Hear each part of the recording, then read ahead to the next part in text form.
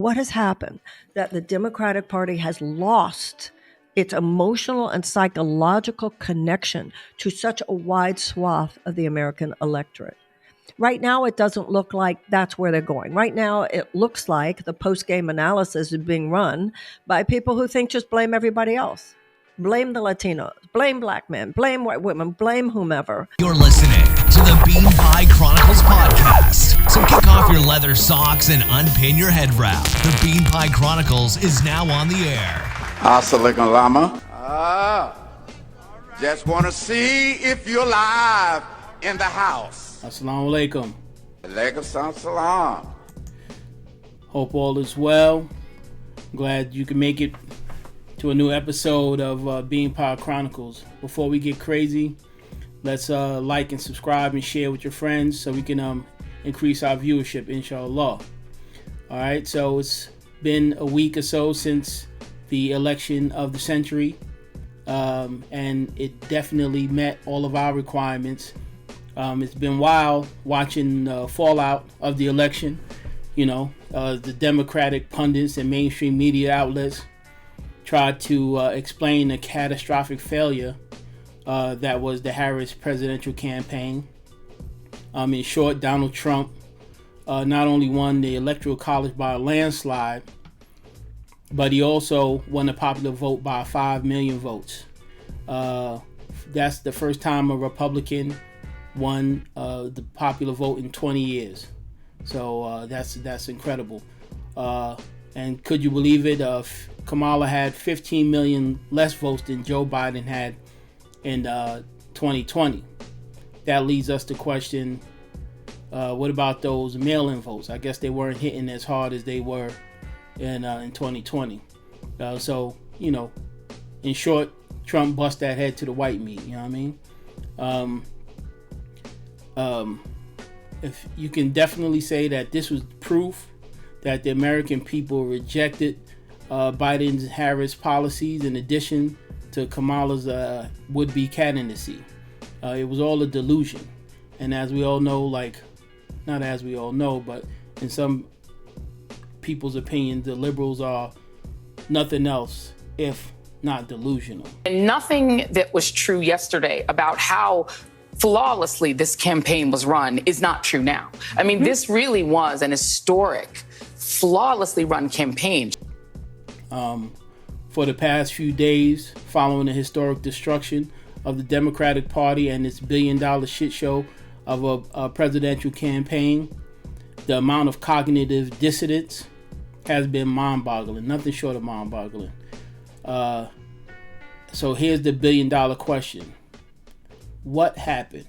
What exactly happened? And who's to blame for what happened? First, we have the storyline. So here's the storyline. Proud yet aging old man in an act of selflessness put his country first and stepped aside. Into the void stepped Kamala Harris, the historical figure, a middle-class, mixed-race, formerly black woman seeking to not only make history to become the first female president of the United States, but also potentially becoming the first black female president of the United States. Even better, she's going to do it in spectacular fashion by taking down Donald Trump, the old white racist billionaire, the very embodiment of the patriarchy. And he has 34 felony counts, which should make it an easy win for her. We're talking about a twice impeached, 4 times indicted, convicted on 34 felony counts, former president. That's one bucket. Then in another bucket, you have all of the things he's been saying on the campaign trail that gets to the decency that the woman was talking about in that last report, and how she wanted to vote for Vice President Harris because she didn't like that Madison Square Garden rally. So we all know how that ends, right? Wrong. So what happened? And who's at fault? Well, if you ask me, I'm going to blame it on the black political elite. Now I got to cut you. And the so-called leadership that convinced themselves and the white Democratic elite that they could use identity politics to win the presidential election again. You know, in other words, they thought that they could pull off an Obama. Let's call it the Obama effect. Okay, let's be clear. Once Biden finally decided to step down, or more accurately, the mob boss, aka Nancy Pelosi, and Obama forced him to bow out with only 3 months into the election, the odds were against them. The only chance they had was to go all in and hope that with help from the mainstream media and the Obama effect, they can pull off a miracle. And yeah, you heard me right. It would take a miracle. In fact, so many folks were surprised that the outcome of this election is a testament to, one, the power of mainstream media to control the masses, and two, the complicity of the black political class in using the power of hope and fear politics to plain lie and manipulate the black voters for their own well-being, for their own personal well-being. Let's be perfectly clear. Based solely on the conditions of black America under this administration, there's no reason politically for black people to vote for Kamala Harris, period. Especially when she told black folks what she wouldn't do for them. Listen, the reality also is this. Any policy that will benefit black people will benefit all of society. Let's be clear about that. Let's really be clear about that. So I'm not going to sit here and say I'm going to do something that's only going to benefit black people. No, because whatever benefits that black family will benefit that community and society as a whole and the country. Right? That's all I needed to hear. I mean, so now that we know her position is not to support the black community with policy, what else can a politician do for a brother? You know, not a damn thing, you know. At this point, I like to recognize all of the black folks, men and women, that decided to walk away from the Democratic Plantation Party that has been taking advantage of black votes since 1965. They deserve some credit for this election bloodbath for sure. So when asked about why did this happen, let's make sure that credit is given where credit is due. A lot of folks that walked away from the Democratic Party learned a lesson from the Obama presidency and were immune from the politics used by the DNC and the political black politicians to steer black America using a time-tested combination of hope and fear. The black political leadership failed to recognize that they had gone to the well one too many times. They forgot that they tricked black folks into voting for Obama 2 times for 2 terms without him delivering shit in return. They thought that folks would be so high off of the hope dope that they would forget that they had voted for Biden to help Kamala make history in the first place.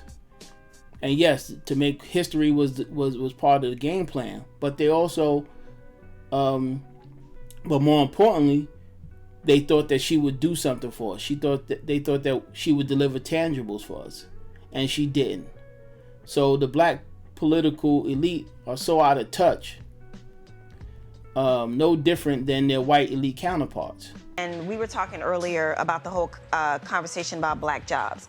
So it took someone in Louisiana to kind of like break this down for me, what he was trying to say.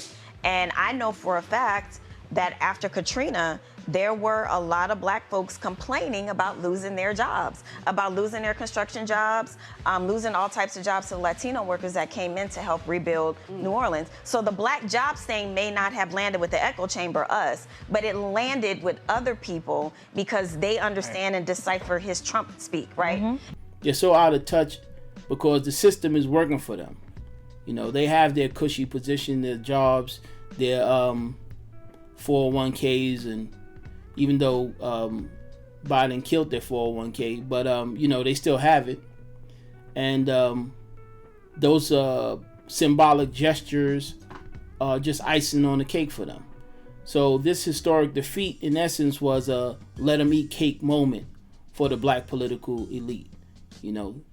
And while we're at it, let me address the Beanpot community for a second. That's the African American, Black Muslim American community. This election has some unique implications for the Black American Muslim community. The foreign policy of the Biden-Harris administration has led to a genocide in Palestine at the hands of the Israeli occupiers. This, in turn, has led Arab Muslims, another stalwart of the supporters of the Democratic Party, it led them to decide to break away from supporting the Democratic Party. Many of them decided to support Trump, who said he would end the conflict and end the killing of their loved ones back in Palestine. This was a moment of truth for black Muslims in America to show where their loyalties lie. Would they side with their brothers and sisters in Islam or the Democratic Party with its identity politics? Unlike the general black population that has deep connections and appreciation for American politics, the Black Muslim community, for the most part, doesn't advocate for participating in electoral politics. So for most Black Muslims, participating in American political system is an individual decision. Unlike the immigrant Muslim communities that came to America to take full advantage of the American system, for many Black Muslims, being part of a good Muslim is the rejection of the American system, including its politics. So when it comes to having an impact on policy, in this case foreign policy, most Black Muslims are relegated to rhetorical responses, talking shit, having these debates, maybe protests, rallies in the street, Facebook posts, things of that nature. So this election was the first election that many Black Muslims were asked to put their money where their mouths were. And now let's be clear, there's one Black Muslim community for which this description doesn't necessarily apply, and that's the Imam WD community. The Imam WD community is distinct among the Black Muslim communities in that they embrace their American identity, blemishes and all. So it wasn't a surprise to anyone when the leadership of the Imam WD community released a letter to their community and to the media to endorse Kamala Harris. Mind you, there were actually two Black Muslims running as third-party candidates this election. You had Butch Ware, who was running with Jill Stein as his VP, and then you had Dr. Melina Abdullah, who ran as Dr. Cornel West's VP. So here you have three Black folks, Butch Ware, Melina Abdullah, and Dr. Cornel West, that said the Democratic Party wasn't delivering on important issues facing Black America. So I'm sorry to say that many Black Muslims were trapped in the hope and fear formula of the Democratic Party. So who's to blame? Who's to blame for November 5th? You know what? It really doesn't matter. It really doesn't matter who's to blame. On some level, the moment that Biden could no longer hide that he was having mental difficulties, many of us, the casual observer already kind of knew that, but it took a while for the Democratic Party to expose that to the public. The Democratic establishment had a decision to make. Who had the best chance of beating Trump? Who could they replace him with that had the best chance of beating Trump? I believe behind the scenes, they knew that their best bet would be with Gavin Newsom out of California. But Negro Jim Clyburn said it had to be Kamala Harris, or Kamala. I don't know if I'm saying it right. You see, Negro Jim Clyburn was the hidden hand that helped Joe Biden beat Bernie Sanders for the Democratic nomination back in 2020. In a bit of political horse trading, Negro Jim Clyburn pulled the rug from up under the people's choice, Bernie Sanders. First, a race that much of the nation has had its eyes on, with 228 delegates up for grabs, the Democratic primary for president here in Texas. You can see right now Sanders leading in this race, 29%. Joe Biden, though, not far behind at 25%, with 31% of precincts reporting. So as that continues to unfold, we will keep updating that number. Looks like 31% now reporting, Doug. And gave his endorsement and ultimately the Democratic Party nomination to Joe Biden. And I can think of no one better suited, better prepared. I can think of no one with the integrity, no one more committed to the fundamental principles that make this country what it is.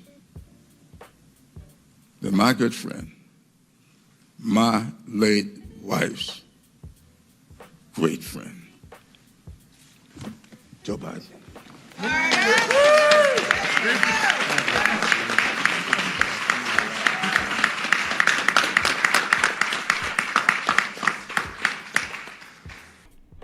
In return, Joe Biden agreed to pick a black VP.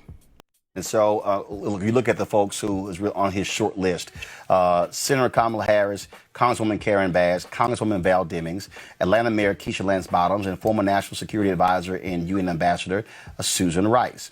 There are others who's considering as well. That decision is going to come down real soon. Look, I agree with you. I've been saying for the longest, Biden has no choice but to pick a black woman, because the reality is black voters were the ones who saved his behind when it came to South Carolina. And then if he does not, what he does, he guarantees the critics to say, see, there you go. Black folks being political sharecroppers, saving your butt, but then not having a return on their investment. So it was funny when they had the nerve to catch an attitude about her being a DEI hire. Do you believe that Vice President Kamala Harris is a DEI hire, as some Republicans really don't have said? know. I mean, I really don't know. Could be. It was a piece of political hypocrisy at the highest level. The Democratic Party already knew that this was a Hail Mary, that the fact that she could beat Donald Trump.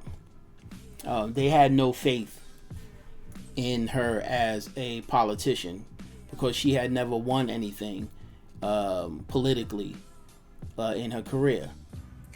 Congressman, how would you feel if there is a decision for him to step down, if he decides that, and he has to decide that?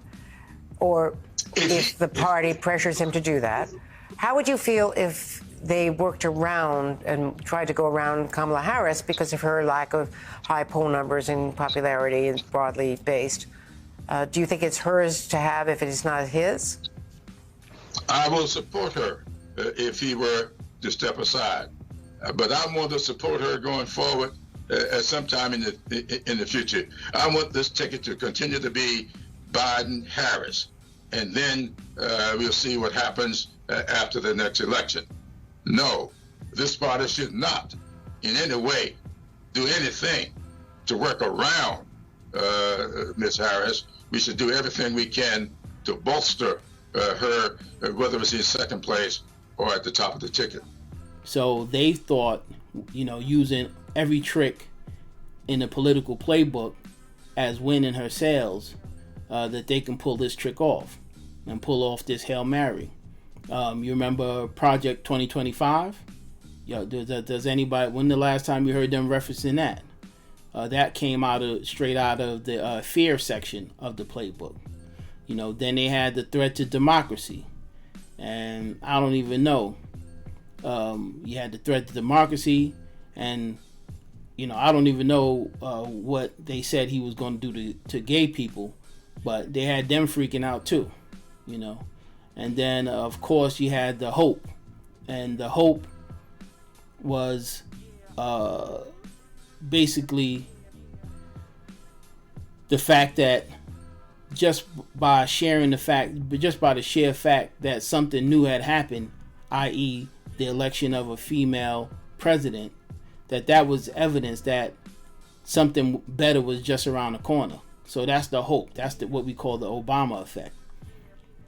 The problem with that narrative is that Kamala is actually in office as we speak. So either she was to be associated with her actual record, which was the case, and therefore she failed, or as she tried with the technology, she tried to be unburdened by what has been. Do you understand the words that are coming out of my mouth? In other words, don't believe your lying eyes. So when the election bloodbath began, it should not have come to a surprise to anyone that the American people overwhelmingly rejected this candidate. At this point, what is perfectly clear is that the American people felt that Trump and the MAGA Republicans should be running things for the next 4 years.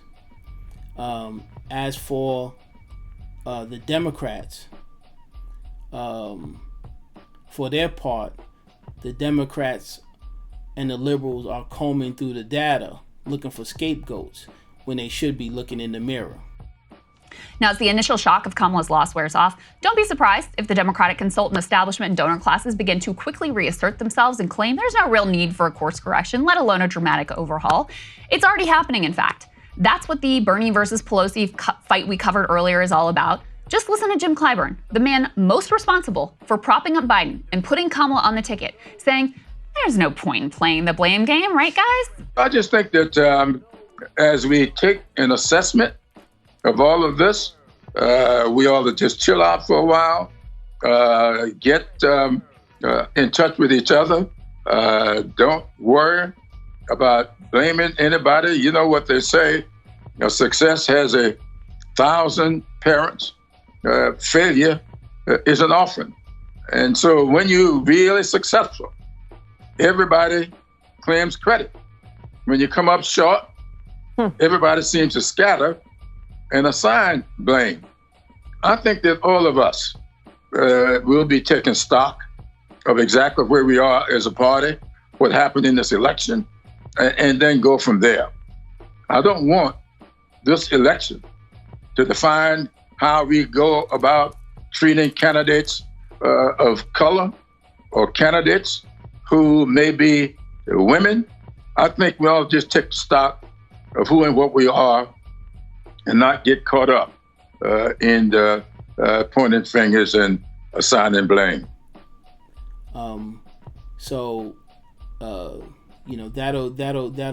That'll conclude my response. Hope all is well. I thank you for taking your time out and listening to my 2 cents. And I'll see you on the other side, inshallah. Assalamu alaikum. All praise be to Allah. Just say really quickly, too. Democrats need to be mature, and they need to be honest. And they need to say, yes, there's misogyny. But it's not just misogyny from white men. Mm-hmm. It's misogyny from Hispanic men. Right. It's misogyny from black men, things we've all been talking about, who do not want a woman leading them. Might be race issues with Hispanics.